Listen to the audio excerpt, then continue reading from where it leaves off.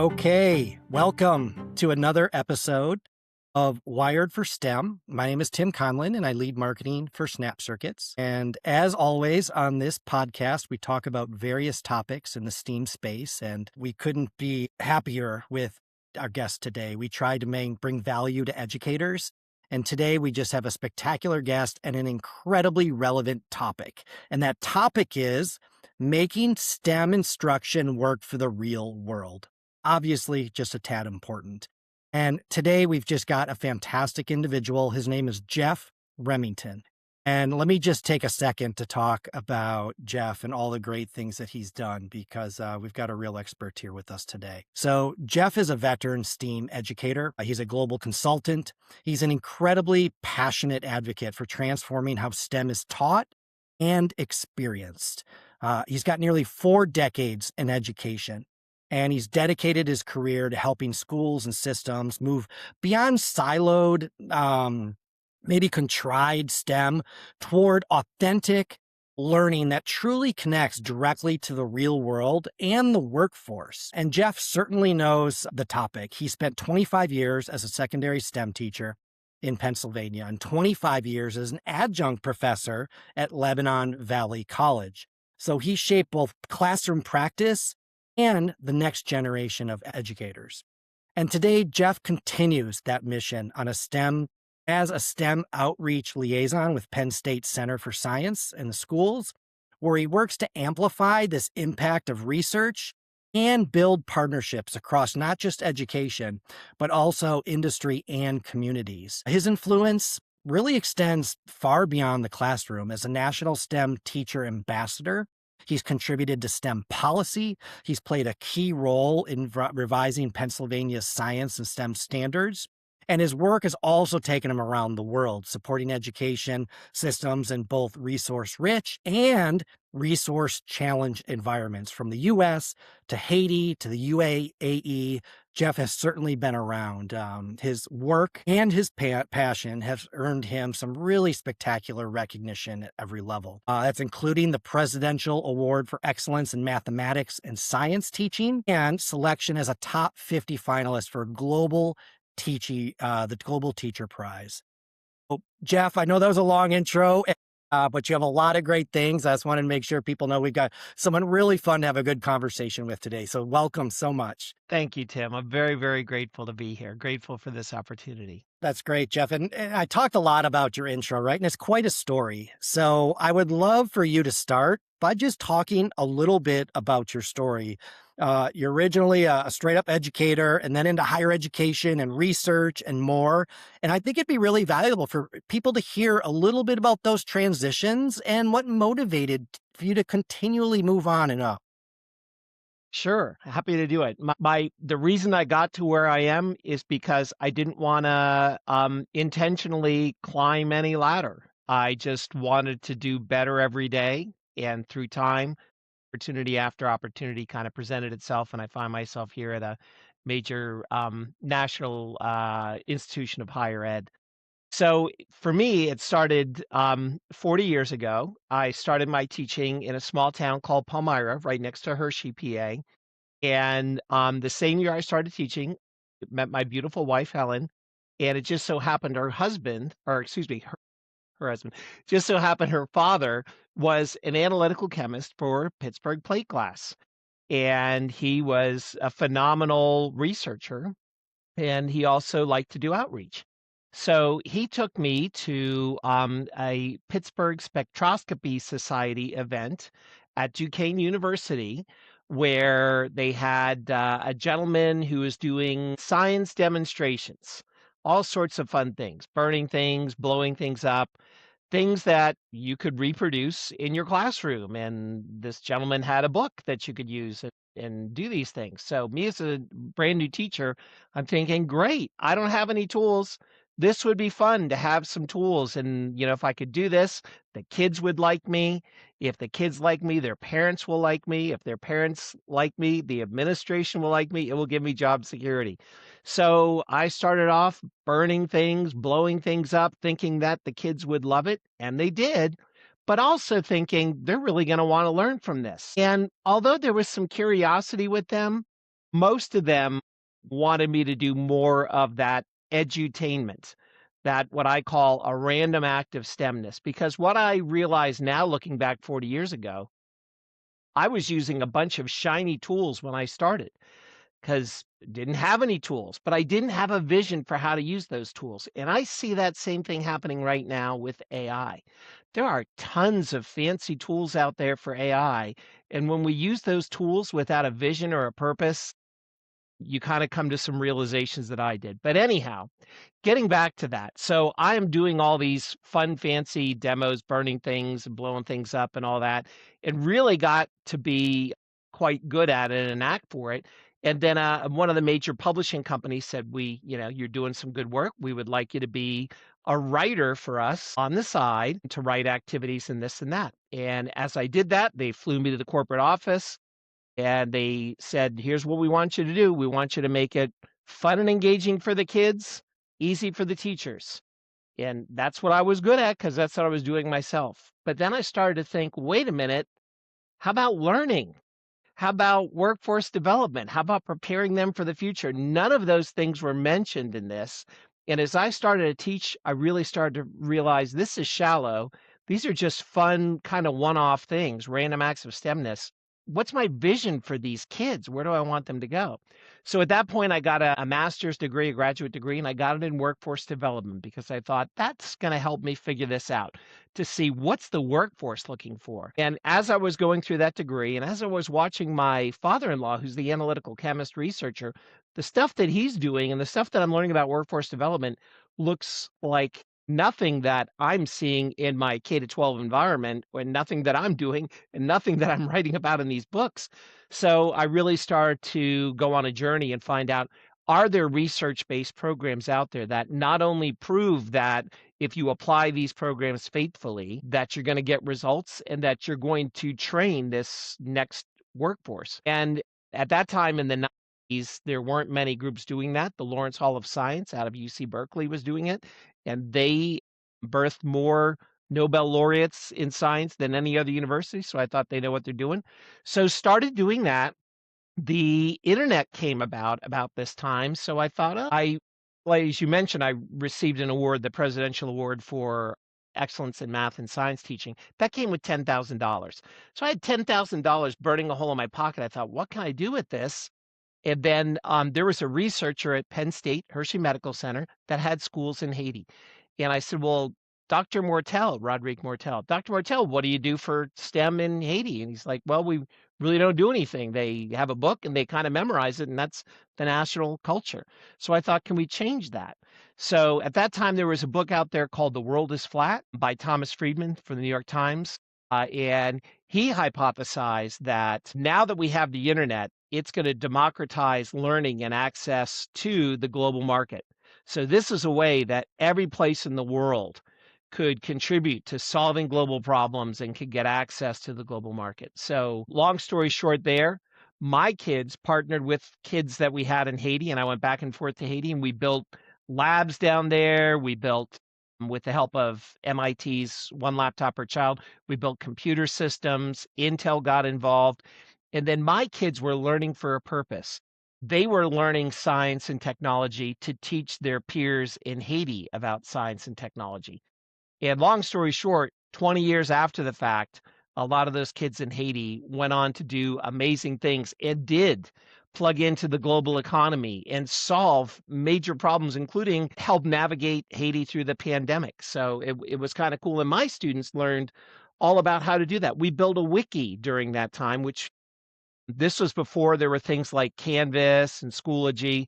We built those learning management systems, my kids and the kids in Haiti, and we were teaching through Skype and through that and through YouTube. It was just an amazing thing. So about that point, I was offered by the Penn State College of Medicine to be a community member on an NIH committee, National Institutes of Health committee, called Recombinant DNA and Biosafety Committee. All research institutions that do work with humans are required to do that. So there again, I'm spending one day a month embedded with all these researchers. And as I'm looking around at this workforce, this environment, they're not doing anything that really looks like what I've been doing in my classroom. So again, it's giving me a shift that I've got to move from just fancy tools that are one-offs, random acts of STEMness to what can we be doing to get these people ready, these kids ready for the workforce. And what I noticed the researchers were doing, they were doing a lot of what I would call convergence. They were working with other researchers in other fields to solve complex problems. They were all self-trained computer scientists because they had to develop programs to help them analyze their data. They were just doing a lot of complex things and really doing it very well and collaborating. At that point in time, I noticed our standards in Pennsylvania were the same standards that were being used since they were developed, conceived back in 1996.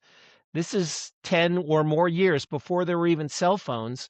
And here we are in the 2000s, and we're using standards that were being assessed on that are that old. So I thought, what can we do to move the needle here? So, with some help with many others, we started a grassroots movement and got these new, what we call three-dimensional standards in there, similar to next generation science standards, but more tailored to Pennsylvania, called STEELS.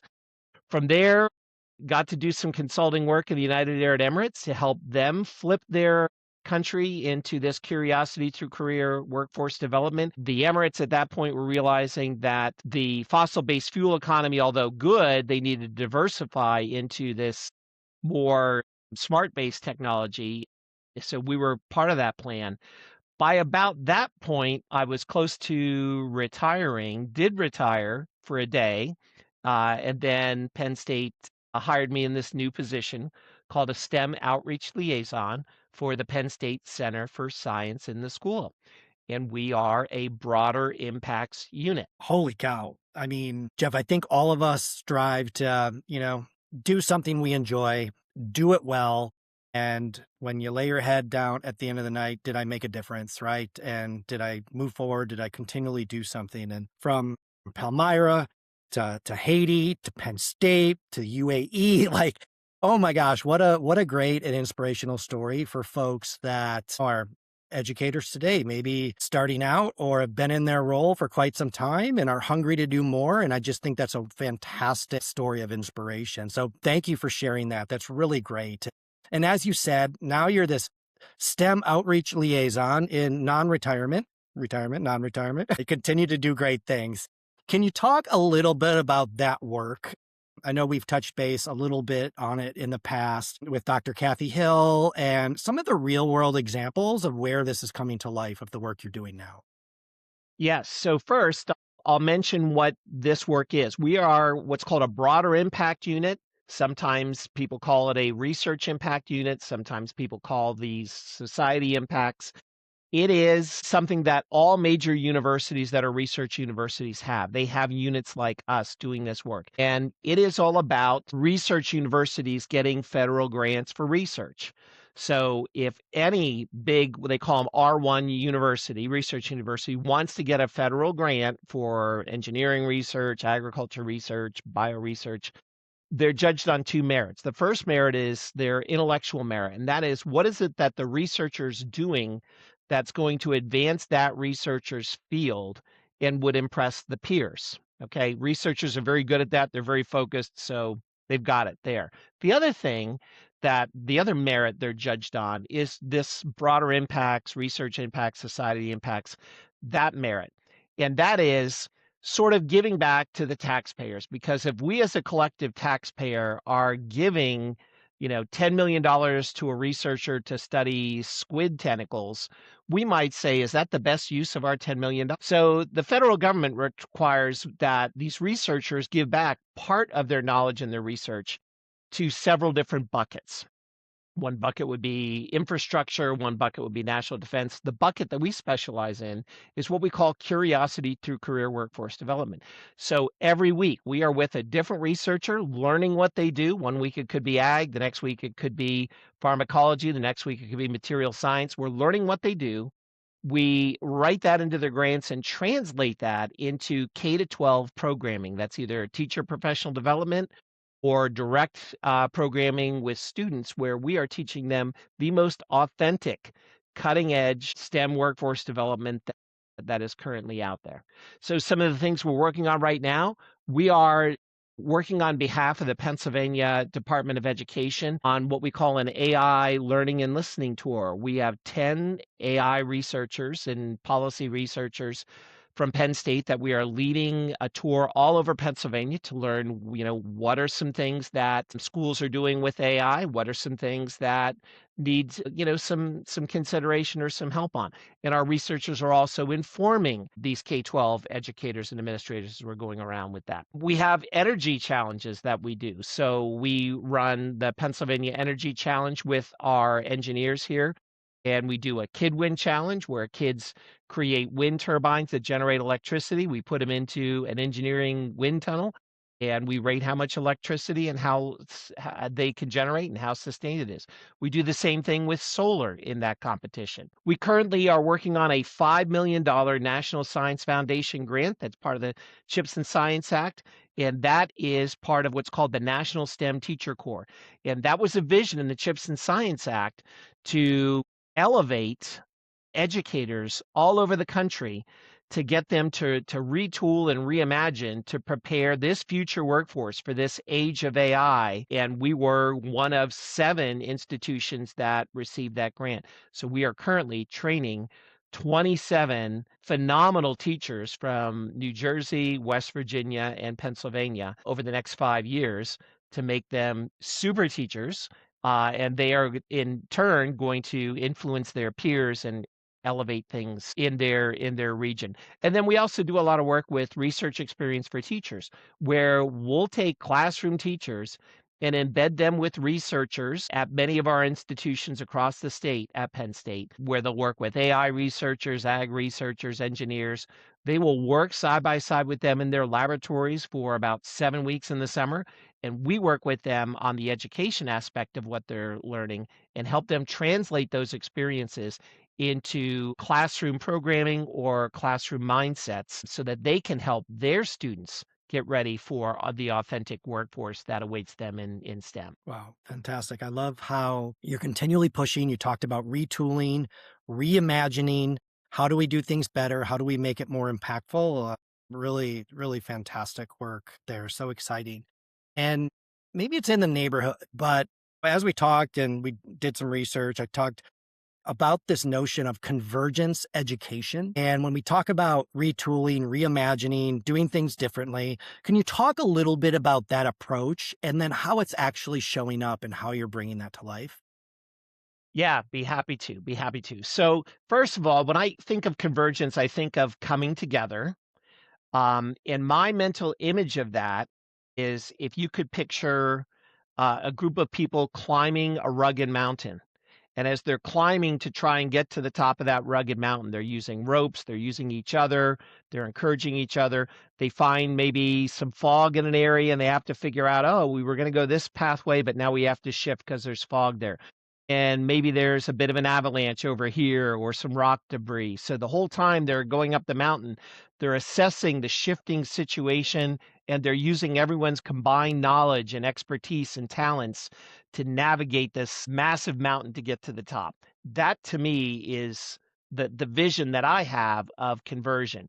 The opposite of conversion is kind of what's been traditional education, and that is just a series of single ladders to try and get to the top of a wall or an obstacle. And when you picture single ladders, by its design, it is sort of a siloed type of an experience. You're kind of going by yourself. You're going on a very set pathway, rung by rung by rung, and your focus is what's the next rung? What's the next rung? What's the next rung? And really, that pathway may have been good for defined positions and jobs and circumstances that we've had for the past, you know, multiple decades. But as we will all know with AI, things are shifting. And I feel like the approaches where you're just totally relying on that ladder to advance in a subject or in a career pathway, you are very vulnerable to AI impacting that single siloed approach. Whereas in the current state we're in with AI and automation, if you really take this convergence approach of really leveraging multiple knowledge sets, multiple subject areas, and use that in the collaboration and learning to pivot and to iterate and to move in different directions to get to the top. That's really a vision that I have really embraced throughout my whole career. The term convergence may seem to be new, but it's really a little bit more concentrated STEM-based effort to incorporate project-based learning. So if you think of traditional project-based learning, if you're not familiar with project-based learning, you can Google it. There's project-based learning resources out there.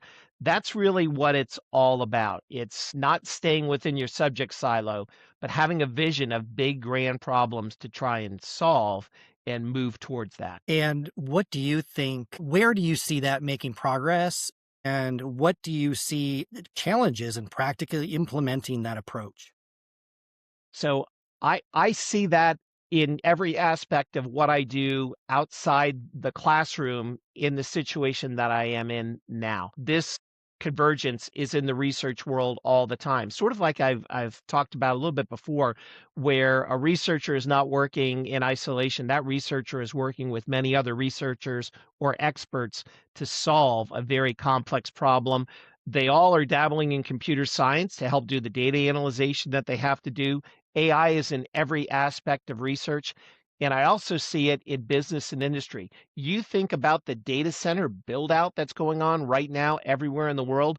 That is convergence. There are multiple different disciplines and problems that have to be solved to pull that off with energy demands, heating demands, environmental demands, capacity demands. Like you just need teams of people thinking about all this all the time. So that's where I see it working right now. In schools, I still don't see so much of that because convergence in project-based learning is not easily assessed. And our main assessment metric is the main standardized tests that have been around for decades and decades and decades. And that's a big challenge. If the driver is sort of the old bubble screen, standardized assessment, that's really encouraging the ladder approach, scaling a rung ladder instead of the mountain approach. So that's a pain point. Most teachers aren't trained in how to do project-based learning. So we do what we were taught, we do what we experienced. And if we weren't really experienced in project-based learning, we're going to be a little bit more reluctant to do that. And I will say because of that, if you use an AI lesson plan generator, you're going to have a hard time getting a project-based learning lesson that's out from a lesson plan generator because those models are trained on what's most prevalent. And what's most prevalent on the internet for these models to be trained on? Things that come from teachers pay teachers and other things like that. So you're not going to get the high rigor that you're going to get from a project-based learning type thing.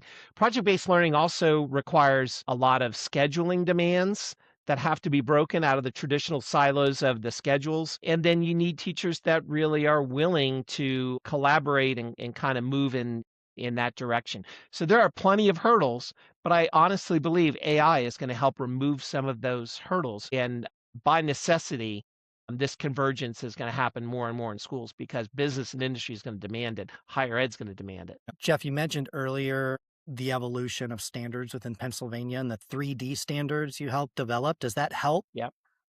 100%. Our standards in Pennsylvania were built for this moment. They were built for project-based learning. They were built for convergence learning. They were also built with workforce development standards built into them in the STEEL standards. And they were also built for local context because in our state, the workforce demands in Philly are going to look different than the workforce demands in Pittsburgh. The workforce demands in Pittsburgh, that is primarily a Silicon Valley part two in the nation. I mean, that's where Google's AI headquarters is in Pittsburgh. In Philly, we have all the major pharmaceutical companies.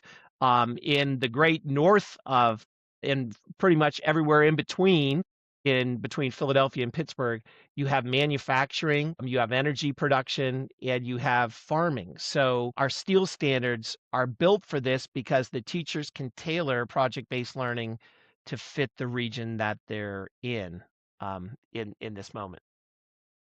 Yeah, lot going on in Pennsylvania, that's for sure. And you're in a good spot. So with that said, and the needs of today and making STEM work for the real world, could you think about that mindset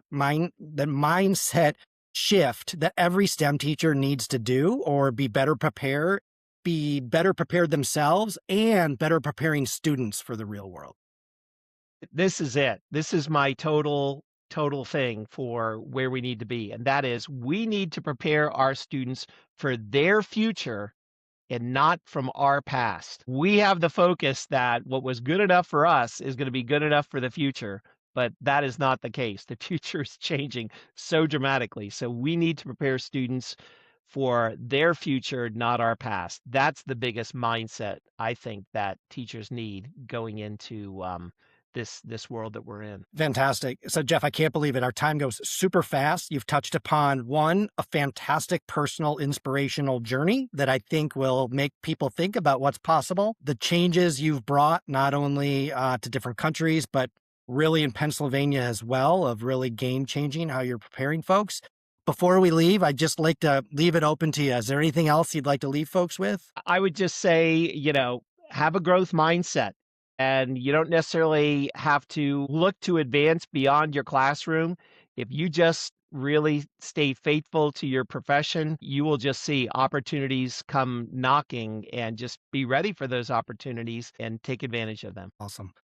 Jeff, huge thanks for a really quick and engaging 30 minutes. I really appreciate it. And thank you so much for taking the time to spend some time with us at Wired for STEM. Thanks, Jeff. Thank you, Tim. Greatly appreciate it. Jeff, you rule. Thank you.